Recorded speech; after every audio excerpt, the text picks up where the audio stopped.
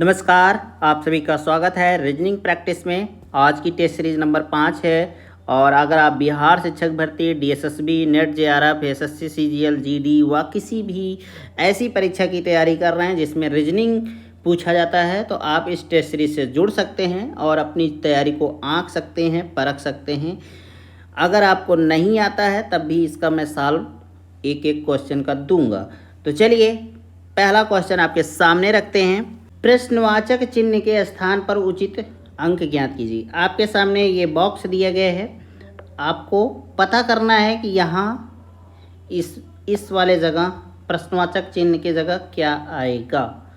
तो अगर हम देखें तो 4, 5, 9, 9, 3, 12, ठीक, 4, 4, 8, 4, 12। कहने का मतलब हमें इसमें भी 12 लाना है। तो 3 ये है, 5 ये है, तो 5, 3, 8 हो गया। तो 12 में कितना कम पड़ रहा है? 4 कम पड़ रहा है। तो कहने का मतलब यहाँ क्या होगा? 4 होगा और ऑप्शन ए 4 सही होगा। तो आशा करते हैं कि आपको ये क्वेश्चन का आंसर समझ में आया होगा। तो चलिए अगला क्वेश्चन देखते हैं। नीचे दिए गए विकल्पों में से भिन्न विकल्प को चुनिए। आपके सामने 4 विकल्प हैं। पैर के साथ हाथ दिया है, आँख के साथ नाक दिया गया है, शरीर के साथ सिर दिया गया है और कलाई के साथ उंगली दी गई है। तो इसमें से भिन्न क्या है आप चुन सकते हैं। तो दोस्तों आँख के साथ जो होती है ना, नाक होती है, ये बात सही है। कलाई के साथ उंगलियां होती हैं, ये भी बात सही है। तथा शरीर के साथ सिर होता है, ये भी बात सही है। लेकिन पैर के साथ हाथ नहीं होता है, यही गलत है। ठीक है, क्योंकि पैर और हाथ दूर दूर होते हैं। तो आई होप आपको ये बात अच्छे से समझ में आ गई होगी। तो चलिए अगला क्वेश्चन देखते हैं। अब आपके सामने ये क्वेश्चन है, कह रहा है यदि गुणा का अर्थ जो है ऋण होता है, ऋण का अर्थ गुणा, धन का अर्थ भाग और भाग का अर्थ धन हो, तो 15 ऋण 10 भागे 130 धन 10 गुणे 50 बराबर कितना होगा। ठीक है, आपको इस सवाल को कुछ नहीं करना है, जैसे जैसे कहा है वैसे वैसे आपको सॉल्व करना है। कह रहा है ऋण का अर्थ क्या होता है? गुणा होता है और यहाँ ऋण दिया है, तो 15 गुणे आप 10 करेंगे। ठीक है, इतना करेंगे, बात समझ में आई। यहाँ भाग दिया है, कह रहा है भाग का अर्थ जो है धन होता है। ठीक है, तो आप यहाँ क्या करेंगे? धन रख देंगे। यहाँ धन है और धन का अर्थ क्या होता है? भाग होता है, ये वाला लाइन। तो आप 130 भागे 10 करेंगे। और गुणा का अर्थ क्या होता है? ऋण होता है, तो यहाँ आप ऋण 50 कर लेंगे। अब आपको ये सवाल को सॉल्व कर देना है और कुछ नहीं करना है। तो 15 गुणे 10 करेंगे तो 150 हो जाएगा। धन इसका 130 में 10 से भाग देंगे तो 13 हो जाएगा और ऋण 50 आप लिख सकते हैं। फिर अगला क्या होगा? 150 में 13 को जोड़ देंगे तो 163 हो जाएगा और 163 में 50 को घटा देंगे तो कितना हो जाएगा? 113 आएगा। यही आपका आंसर हो जाएगा। ऑप्शन बी सही होगा इस तरीके से। तो आशा करते हैं कि आपको ये बात अच्छे से समझ में आ गई होगी। तो चलिए अगला क्वेश्चन देखते हैं। लक्ष्मण मेरे घर से 15 किलोमीटर पश्चिम की ओर गया, फिर बाएं मुड़ा और 25 किलोमीटर चला। बाद में पूर्व की ओर मुड़कर 15 किलोमीटर तथा फिर बाएं मुड़कर 15 किलोमीटर दूरी तय की, तो वह मेरे घर से कितनी दूर पर है। दोस्तों इस तरीके के सवाल को सॉल्व करने से पहले मैं आपको सलाह दूंगा कि सबसे पहले आप ऐसे एक पूर्व पश्चिम का आपको साइन बना लेना चाहिए। इससे आपको आसानी होगी सवाल को हल करने में। ठीक है, इधर उत्तर होता है, इधर दक्षिण होता है, ये भी आपको सही से बनाना आना चाहिए। अगर इस दक्षिण की जगह उत्तर लिख दिए तो आपका फिर प्रश्न भी गलत आने वाला है। अब कह रहा है लक्ष्मण मेरे घर से, मेरा घर मान लो कि यहाँ है। ठीक है, कह रहा है कि लक्ष्मण मेरे घर से 15 किलोमीटर पश्चिम की ओर गया। पश्चिम किधर है? इधर है, तो हम पश्चिम आ जाते हैं। ठीक है, मान लीजिए 15 किलोमीटर चला है। फिर कह रहा है अगली लाइन में क्या कह रहा है? फिर बाएं मुड़ा।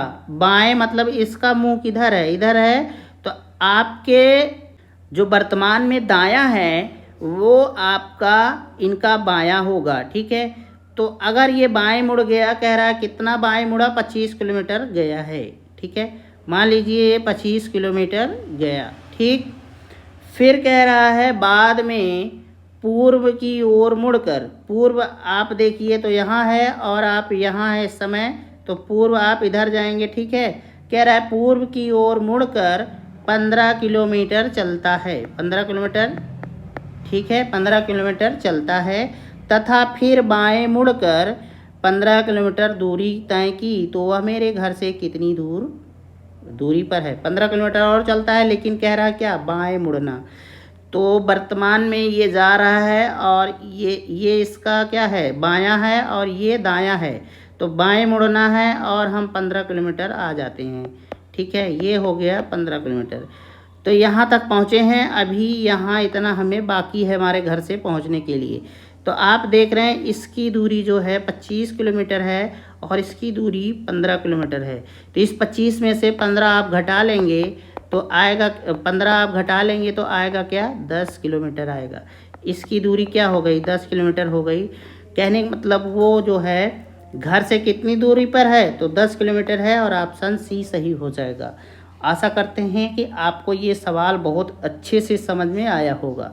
अगर सवाल समझ में आ गया है तो लाइक और सब्सक्राइब ज़रूर करिए अगर आप पहली बार चैनल पर हैं तो चलिए अगला क्वेश्चन देखते हैं। क्वेश्चन है दोस्तों, यदि किसी सांकेतिक भाषा में पेंट को 74128 और एक्सेल को 93596 लिखा जाता है तो एक्सेप्ट को उसी भाषा में कैसे लिखा जाएगा। ये क्वेश्चन मस्त है।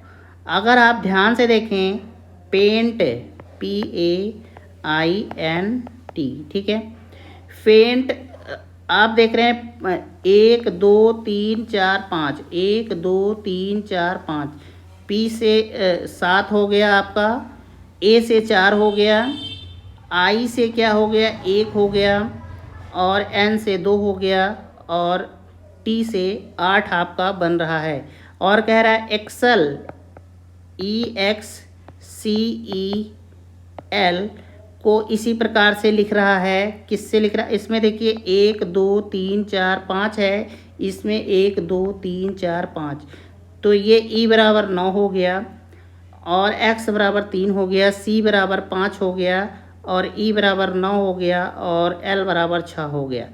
दोस्तों एक बात समझने वाली बात है, यहाँ जो है जैसे हम आपको बताते हैं कि ABCDEF जब लिखते हैं तो 1 2 3 4 5 ऐसे होता है। यहाँ ऐसा नहीं किया गया है, यहाँ आपको माना गया है कि T बराबर 8 होगा, जबकि T बराबर क्या होता है, 20 होता है, ठीक है। तो अब कह रहा है कि एक्सेप्ट को आप कैसे लिखेंगे, ACEPT। तो A बराबर आपका क्या है, A बराबर 4 है तो आप 4 लिख लीजिए। C बराबर 5 है तो 5 2 बार है, C 2 बार है तो 5 को भी 2 बार लिखेंगे। E बराबर 9 है तो आप E बराबर 9 डाल देंगे। P बराबर कितना है, 7 है, तो यहाँ आप 7 रख देंगे।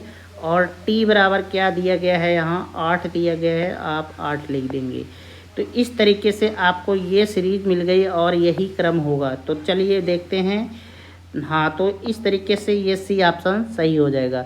आशा करते हैं कि आपको ये तरीका समझ में आ गया होगा कि कैसे सवाल को लगाना है। थोड़ा सा दिमाग के घोड़े को दौड़ाएंगे तो इस सवाल को आसानी से लगा लेंगे, कोई बड़ी परेशानी वाली बात नहीं होगी। तो चलिए अगला क्वेश्चन। यदि चोर को डॉक्टर, डॉक्टर को इंजीनियर, इंजीनियर को पुलिस तथा पुलिस को साहूकार कहा जाए तो चोर को कौन पकड़ेगा। दोस्तों ये सवाल बहुत मज़ेदार होता है और इस सवाल को सॉल्व करने के लिए कुछ करना नहीं है, आपको उल्टा चलना है कि साहूकार जौन कौन है, साहूकार क्या है, पुलिस है, और यहीं आपको आंसर मिल जाता है, ठीक है। चोर को कौन पकड़ता है, पुलिस पकड़ता है, पुलिस का काम होता है चोर को पकड़ना, और पुलिस कौन है, साहूकार है। तो चोर को कौन पकड़ेगा, साहूकार पकड़ेगा, और ऑप्शन बी सही हो जाएगा। इसमें कुछ करना नहीं होता है, आपको मैंने जैसे पहले ही बताया है, बस आपको सवाल के हिसाब से चलना है। बात समझ में आ रही है ना भाई। चोर को कौन पकड़ता है? चोर को कौन पकड़ता है? पुलिस पकड़ता है ना। और कह रहा है कि चोर को कौन पकड़ेगा? तो भाई पुलिस को कौन क्या कहा जा रहा है इस वर्तमान में? साहूकार कहा जा रहा है, ठीक है। तो साहूकार ही चोर को पकड़ेगा, ना कि पुलिस पकड़ेगा। आई होप आपको ये बात समझ में आ गई होगी। तो दोस्तों, अगर आप चैनल पर नए हैं तो चैनल को सब्सक्राइब कर सकते हैं और जाते जाते एक लाइक ज़रूर करिएगा। तो आज का क्लास यहीं समाप्त होता है, आज की वीडियो यहीं समाप्त होती है। नमस्कार, जय हिंद।